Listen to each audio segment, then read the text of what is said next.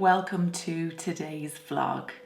So I'll be totally honest, I thought an awful lot. In fact, I probably overthought this vlog and what I was going to do for it and with it, as talking about the topics of depression and anxiety is something that is so close to my heart and means a lot to me, and I wondered how I was going to address it in a vlog. And in the end, I realised that I was just overthinking the whole thing. And so what I've decided to do is make a massive cup of tea and just sit down with a little bit of a plan and talk about this topic. So where do I even start? First off, I want to say that I'm really happy to talk about it. There's a huge amount of stigma around mental health and talking about depression and anxiety. People are like, oh, taboo. I am more than happy to be open and talk about it because it's okay not to feel okay. Depression and anxiety affects 1 in 4 of us. Like, that's a quarter of the country that are out there suffering and in pain. And I am one of them.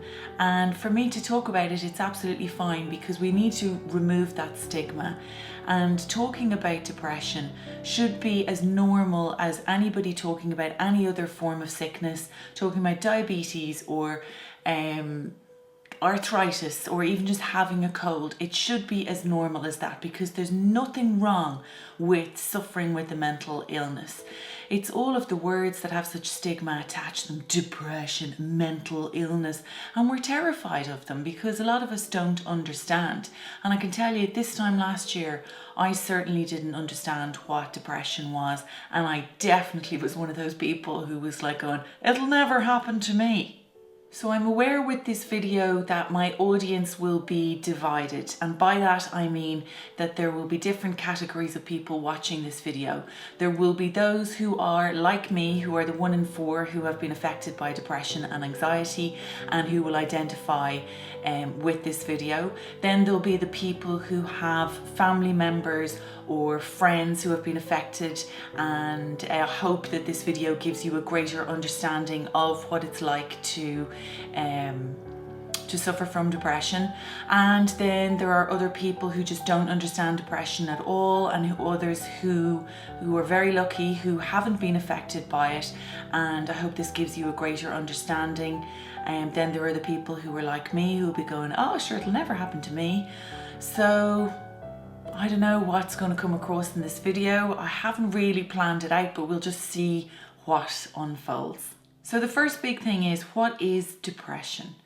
I can tell you what I used to think depression was. I used to think it was when you just had this extreme sense of sadness and you stayed in bed all day staring at the wall. But it is so much more than that. There are lots of reasons why people can get depression. It can be genetic, it can be environmental, it can be as a result of an incident. But ultimately what it is, it's a chemical imbalance in the brain that affects your physical body, it affects your mood, it affects the way that you think, and it is something that is out of your control. So one big thing that a lot of people don't understand is the difference between depression and sadness. So for a person who has chemical levels and hormone levels in their body that are functioning at a normal rate, you can get out of bed in the morning and you can get out the wrong side of the bed and you can just start off having a bad day. You can open up the curtains and look outside and go, it's raining, the clouds, I don't want to go to work, oh I'm exhausted, the kids are driving me mad, I've got a bill to pay, and you can just feel blue sometimes, and that is perfectly normal. But things can happen in your life, like the sun might just suddenly come out, or you might just, I don't know, find a fiver on the ground, or somebody can tell you, come on, cheer up. You know, haven't you got this going on in your life and that going on in your life? And you can turn your mood around and you can change your perception on things and go, oh God, you know, somebody could just give you a hug, or you could see something lovely and it makes you just feel better and you can suddenly just cheer up. When you have depression, that sadly is not the case. I mean, you could come to me when I am having a bad day and you could say, Jules, George Clooney's at the front door. He's dipped himself in chocolate and stuck 50 euro notes all over himself. He's got a 50 carat engagement ring and he wants to propose to you. And I'd just be like, will you just tell him I'm busy? Because that's what depression is like. You can't switch it off. I don't choose to have any of these dark days that I have. The pain is so awful that you wouldn't wish it on your worst enemy, but yet there's nothing that you can do about it. It's terrible, but I can tell you it certainly is not a choice. And I can understand how, from the outside, looking in on somebody with depression, how you could think, could you not just change your perspective? Could you not even say to yourself, and look at all the things that you have to be grateful for in your life? And even if you have nothing, don't you even have air in your lungs? When you have depression, you physically and mentally just can't think like that. And I know, I can see it, it's so logical. But because of the chemical imbalance that's going on in our body and in our brain, we literally can't overcome those chemicals, and the thoughts are just as dark and as dismal as they come. And it's not just the thoughts and everything that are happening in our head, it's a physical feeling within our body as well. So I'm going to give you just a little brief synopsis on my story and my history with depression. I think if anybody was to think of me, Jules, you'd say, how would you describe Jules? You'd always like, sure, Jules is always in great form. She's always happy out and the whole lot. And I always have been, I suppose, my whole life. I've had my ups and downs like we all have. But last year, what happened to me was I was under a voluminous amount of stress. And it's my own personal stuff, so I won't go into details, but I was massively stressed, and I took on too much in my life, and I pretty much burnt myself out. And in doing that, the only way to describe it is I feel like I blew a fuse. And I think in that blowing of a fuse, I imbalanced the chemicals in my brain and in my body, and I completely burnt myself out. And I had no idea what was wrong with me, and I had no idea why I was feeling the way that I was feeling. I had just very dark days and everything. I was just exhausted, and the kind of exhausted that sleep just didn't fix. I had a huge amount of anxiety, and I didn't know how to deal with it. So I was just trying to struggle through every day and use any sort of coping mechanism that I could.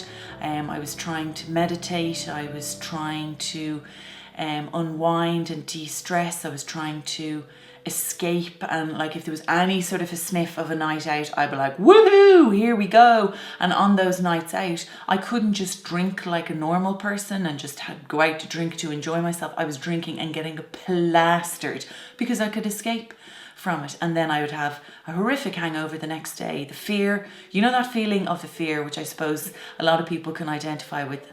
Imagine the fear multiplied by 1,000,000, and that will give you a glimpse into what a bit of depression is like. And eventually I reached a point of where I knew that it was all too much and that something was wrong. So what I did was I went to see my GP, which was the best move that I ever made. And Dr. Cosgrave, you have been incredible. Thank you so much for the support and the compassion that you have had in helping me through all of this. So I went to see my GP and I told him everything about how I was feeling. And he diagnosed me with depression and anxiety. And thankfully, there's a scale obviously of where you can be with depression. I was about a 3 or a 4, and obviously up at 9 and 10 is when you're dealing with somebody who is chronically mentally ill and suicidal and stuff like that. So where I was dealing, as horrific as that was, I knew that I needed help. So the first step was just to talk about it, and to talk about it with a professional, somebody who sees people coming in every single day of the week to his clinic and talking about exactly what I was going through. So it's not news to your GP. Don't think that you're going to be the only one. Remember, this is 1 in 4. 25% of the country is going through this. That's why it's perfectly normal and okay not to feel okay. It's just the same as any other illness. So just talking about it, first of all, made me feel so much better, getting a diagnosis for it and an understanding for it. And then we came up with a plan about how we were going to deal with what I was going through. So all I can talk about is what I've been through, and what I decided to do with my doctor was to look at different medications that could balance out this chemical imbalance in my brain. Certainly not a quick fix. You have to work with your GP to work out what levels of medication are required that suit you and suit your body, and they do take a good few weeks to take effect, but they have been miraculously incredible for me for helping to balance things out. Now I am still a work in progress, but things are so much better than they used to be.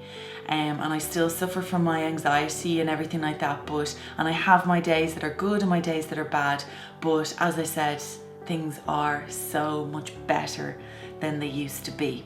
One of the things that I started to do at the start of this journey was I started to look up photographs and pictures to do with depression and anxiety.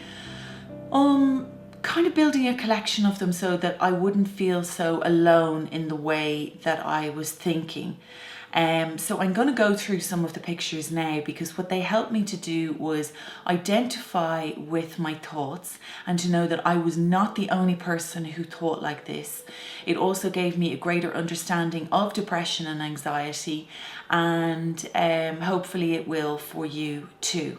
So I'm going to go through some of the pictures now. So I'll move over here a little bit. So I'll put the pictures up here. One more thing I forgot. The swimming in the sea analogy. This is one thing that I have come up with to describe what it's like to go through this. I would consider myself, if I was swimming in the sea, I would say that I am a strong swimmer. And what it's like when depression gets a grip on you is it's like getting caught in a current. So you could be a strong swimmer, but that current is one that you have to battle against. And no matter how strong a swimmer you are, you know what a current in the sea is like. You can't battle against it. And I don't want to drown, but I'm trying to keep myself above water. And from a person looking in on the shore and not understanding depression, you could stand at the shore and see me drowning and say, why don't you just swim harder? And I'm like, do you not think I haven't thought about that? I don't want to drown, but I am caught in this current and I'm doing everything I possibly can to try and swim to shore and save myself. And in like going to my GP and getting the medication to help battle against that current is pretty much like my doctor throwing me out a life ring and saying, grab onto this, come on now, we're going to pull you to shore and we're going to get you better. So that's an analogy that I like to use to help people to understand things a little bit better, because it is like that. It's like somebody having an asthma attack and looking on and saying, but like, why don't you look at all this air around? Why don't you just breathe it in? And the person with asthma thinking, my lungs aren't working properly. That's why I'm having this asthma attack. I wish I wasn't going through this, but I am. The same as somebody having an epileptic seizure and saying to them, just calm down there now, don't have that seizure. It's out of our control. And that is a sickness, epilepsy. So is asthma. And so is depression. So the pictures. From the outside looking in, it's hard to understand. But from the inside looking out, it's so hard to explain. But I'm going to try. I love this one. How do I explain this feeling? I don't think people understand how stressful it is to explain what's going on in your head when you don't even understand it yourself. Depression, anxiety, and panic attacks are not signs of weakness. They are signs of trying to remain strong for far too long. I hate having to pretend that I am fine all the time. I just want to sit alone and cry. I want to release my feelings. It's tiring putting myself together every morning just to break again at night. I just want to stay broken so I can slowly mend myself. I just need more time. When you suffer from depression, I'm tired means a permanent state of exhaustion that sleep doesn't fix. What anxiety looks like on the outside, how anxiety feels on the inside. It's so difficult to describe depression to someone who's never been there, because it's not just sadness. Depression is a chemical imbalance in your brain. It is not a choice. And the only thing more exhausting than being depressed is pretending that you're not. This is one of the most frustrating things about having anxiety disorder. Knowing as you're freaking out that there's no reason to be freaked out, but lacking the ability to shut the emotion down. Are you okay? I'm fine. Everything seems exhausting to me. No matter how much sleep or how much coffee I drink or how long I lie down, something inside me seems to have given up. My soul is tired. The problem with depression is, you know you'll be okay, but you still feel awful. You know people love you, but it just doesn't feel like they do. You know doing something will make you feel better, but you just don't know how to. You want to be well, but you just can't seem to get there. And I'll leave you with this, a beautiful quote from the amazing Stephen Fry. If you know someone who's depressed, please resolve never to ask them why. Depression isn't a straightforward response to a bad situation. Depression just is, like the weather. Try to understand the blackness, lethargy, hopelessness and loneliness they're going through. Be there for them when they come through the other side. It's hard to be a friend to someone who's depressed, but it is one of the kindest, noblest and best things that you will ever do. So if you think that you are suffering from depression or anxiety, speak to someone, reach out for help. My advice would be to go to your GP and talk to them. And there, hopefully, you will find compassion and understanding. And I have heard it said from people, my GP didn't help me. Well, if that's the case, go to another GP and keep on searching until you get the satisfaction and the help that you need and that you deserve. If you think that your problems may be even more chronic than this, then I will put some helpline numbers at the end of this video, and please call them and reach out for help, because there are people there who want to help you and who have the professional skills to give you the advice and the support that you need. Tomorrow's vlog will lead on from this, and I'm going to go through my top tips for dealing with anxiety, as I've learned a huge amount of things and coping mechanisms, and I'm going to go through those in tomorrow's vlog. So just remember, it's okay not to feel okay. We're only human, we're not robots. And an awful lot of us are battling depression and anxiety. 1 in 4, remember that. So it's perfectly normal to be going through this, and reach out for help, because things can get better. Thank you so much for watching today's vlog. If you've been touched by it in any way, please share this video so that we can spread the awareness about how it's okay not to feel okay. I will see you back here with those top tips on anxiety tomorrow at 6.